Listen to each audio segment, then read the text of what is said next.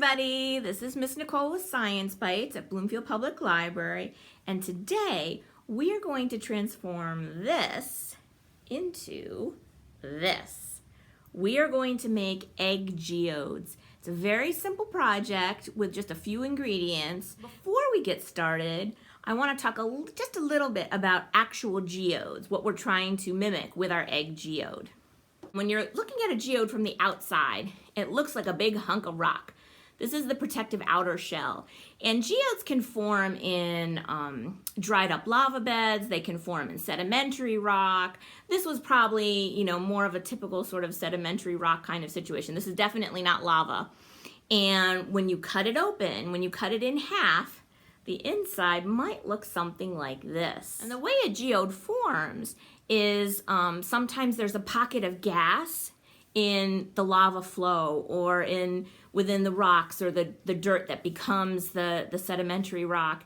And within that pocket, it creates, once the gas disappears or once the roots of trees or other things rot away, it leaves this pocket of space in the rock.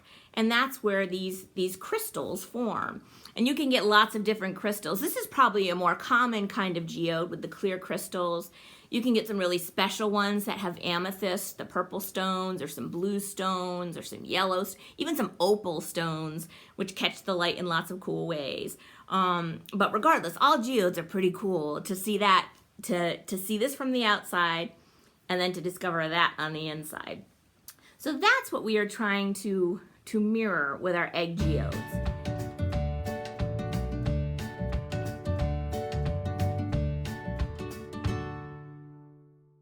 And in order to do our first step, preparing the egg, we need, of course, an egg or 2 or 3, because it might take a little practice to do this step. So you want to have some spares on hand. You want to make sure you have a bowl, and you need something like a push pin. Push pins are, I think, the easiest because they're small and easy to work with, but if you don't have push pins at home, you can use a sewing needle. You need something that's got a nice good point. You don't want to use a knife. That's going to be a little difficult to control. Something like a push pin or a needle will do just the trick for you. Okay, here's our egg and our push pin. And again, I've got my bowl in place. And you're going to very gently push the tip of that pin into one side of the egg. It doesn't take a lot of pressure, but just gently press and swirl it just a little bit. You want to make sure you're actually pushing the pin through the membrane that's inside the egg. So you can twirl it around like this. I'll do it from the side so you can see a little better. All right, and now we're going to turn the egg over and do it at the opposite end.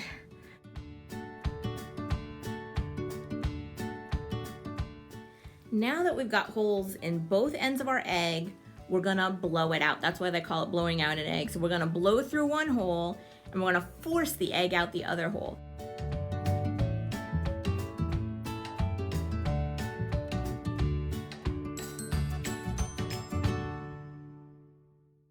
So again, now we've got our empty eggshell, but it's still fully in the shape of an egg.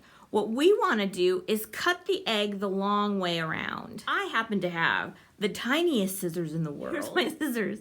You do not need scissors this tiny, but you do want sharp scissors. So the sharper the pair of scissors, the better, because it's going to be gentler on the egg. Okay, the easiest way to cut your egg is to start from one of the holes you created, and I actually like the look of this hole better. And you're just going to start to cut around the long way till you get to the next hole, and then finish cutting all the way around. Now, while you're cutting, you're going to notice that the egg starts to splinter and shatter around the edge you're cutting, and that's okay.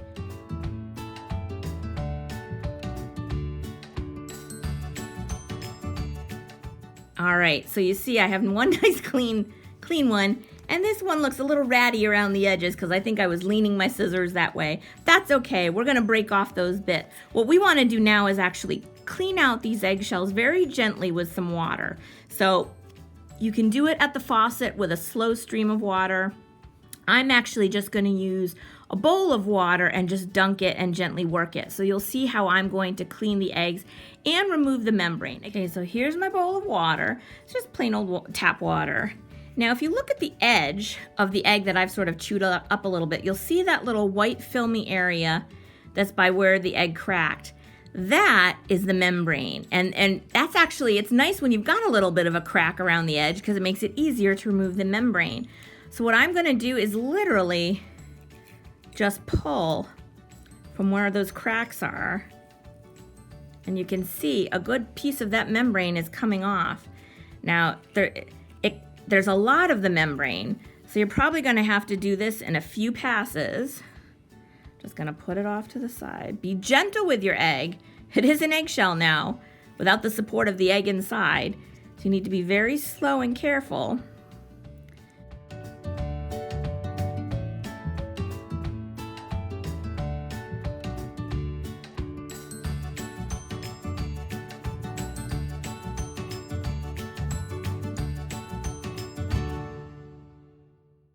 You're going to want to set those eggshells aside and just let them air dry. It may take a little time, so just give it a little time, an hour or two. It won't be overnight because they are eggshells. We're nearing the end of the first phase of our project, which is preparing the eggshell for our geode making. And in this final step, it's sort of two parts. Now that we've got just our eggshell, there are two things we need to do with it. We need to first spread some good old white glue into the egg and spread it around with a paintbrush. Okay, here's the eggshell, and I've got my paintbrush handy, and I'm just going to squirt some glue right in the center. That might be enough. So you're gonna spread some glue, and then you're gonna take that paintbrush and gently spread it around the inside of the shell. Just like this. And make sure that you also get the edges.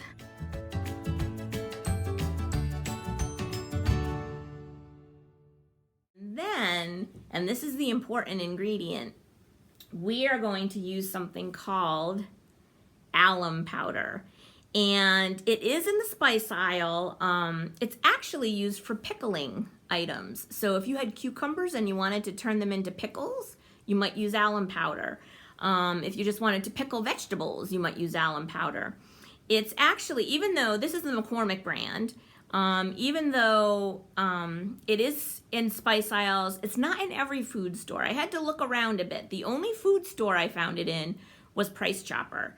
You can also buy it online, and if you plan to do a lot of egg geodes, you probably want to try and go to like an Amazon.com to buy a larger bag of alum powder. It's going to be more cost effective. Here's my alum powder. And you're just going to, almost like you're spreading glitter on a project with glue. You're going to take that alum powder and put it all over that eggshell and then shake out the extra. And this is a step that you probably want to let dry overnight. You want to really make sure that that glue dries and it's completely good to go for the next step. Before we begin phase 2, I want to talk a little bit about the alum powder and how we are going to create our egg geode. Alum powder is essentially a bunch of crystals. And what we are going to do to create our egg geode is make a super saturated solution. And those of you who watched my video on making homemade rock candy know a little bit about supersaturated solutions. So essentially what we are going to do is heat up some water, because when we heat up the water, it's able to dissolve more of the alum crystals than if it was just at room temperature. So we're going to heat it up. We're going to pour in as many of the alum crystals as we can so that they dissolve in the liquid and we don't see them floating around. And then as it cools, those extra crystals that it was able to absorb when it was heated are looking for something to attach to. They're falling out of the water solution.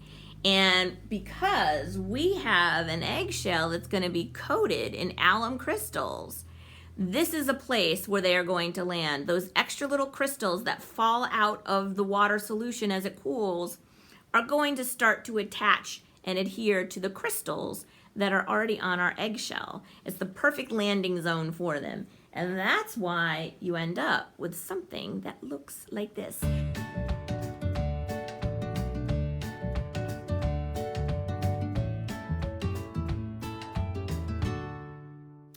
Okay, now that we have our dried eggshell, we're ready to do the final phase of our project, which is creating the supersaturated solution to put our eggshell into. And for this you're going to need, so you need the alum powder, the liquid food coloring, and hot water. And I have a hot water kettle that I just brought to a boil and just turned off, so it's very hot water. So again, this step you need to be very careful because it's very hot water. But first, we're gonna put our food coloring into the bowl. And you probably wanna use about 30 drops of the food coloring because you want a nice rich color. I might do something a little different this time and do 15 drops of red and 15 drops of blue and hope that I get purple. Because I know red and blue make purple, I just don't know the ratio. So I'm gonna sort of do half and half. Do 15 drops of blue, 15 of the red, so now we've got 30 drops of food coloring in there. So now I'm gonna take my hot water and I'm gonna do 2 cups of hot water into my bowl. You can also do this in a really tall glass. I have actually used in the past this giant SeaWorld mug, but if you're gonna use some sort of cup or mug, make sure you have enough room in it for the solution. So pour in 2 cups of water and make sure there's extra space after that, because once you add the alum powder, that volume is gonna increase. So we've got our 1 cup measuring cup and my hot water kettle, and I'm gonna pour 2 cups into the bowl. Be careful because it's very hot. You can see it steaming. Ooh, I think I did get purple. Good job, me. Okay, there's our 2 cups of hot water. You can see it steaming. It already did some condensation on the rim of the bowl. And now we're gonna do 3/4 cups of the alum powder. I'm going to just take my alum powder now and pour it into my measuring cup. There's 1.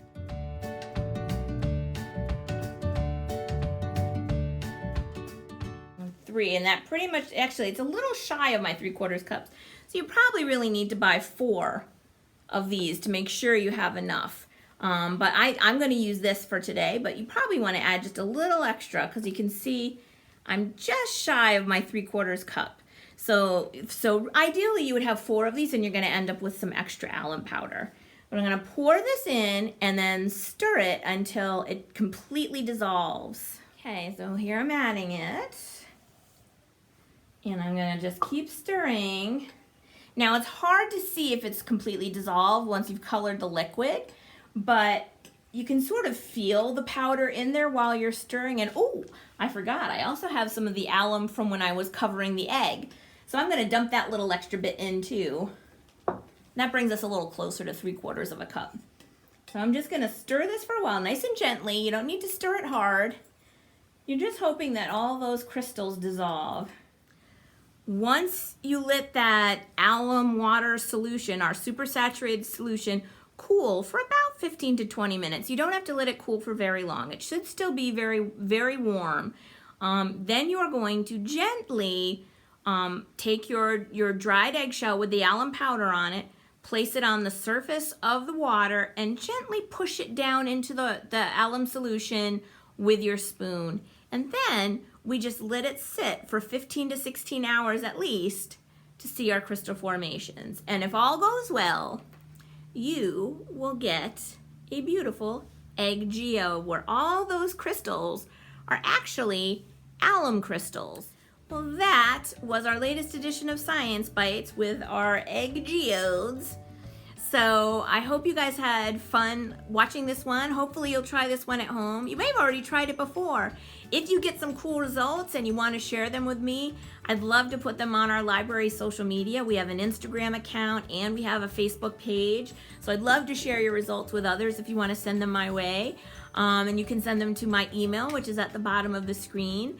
And that's it for this edition of Science Bytes. So I look forward to seeing you guys at the next one. So have fun enjoying this lovely weather that's coming our way, and see you soon. Bye, everybody.